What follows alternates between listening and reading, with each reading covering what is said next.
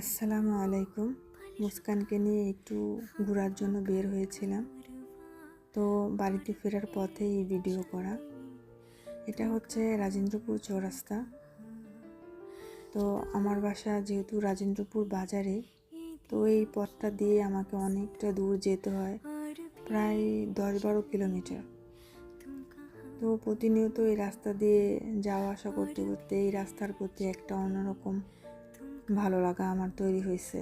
আমি আসলে ভালো লাগে আমার এই টাইমটা ড্রাইভ করতে, বিশেষ করে সন্ধ্যার সময় ড্রাইভিংটা আমার খুবই পছন্দের। তো একটা সময় এই ড্রাইভ করাটা খুবই বিরক্ত মনে করতাম, মানে আমি ড্রাইভিং করব, মানে শেখাটা যখন আমি শিখতাম, মানে শিখতে চাইতাম না, ফাঁকিবাজি। তো আমার হাজব্যান্ড বলতো যে না, তোমাকে শিখতেই হবে।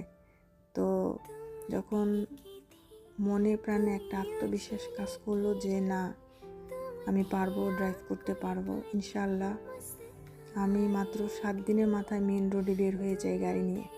আলহামদুলিল্লাহ, আমি যে আঙ্কেলের কাছ থেকে গাড়ি চালানো শিখেছি, সেও আমার উপরে খুবই খুশি যে এত অল্প সময় আমি গাড়ি চালাতে পারছি।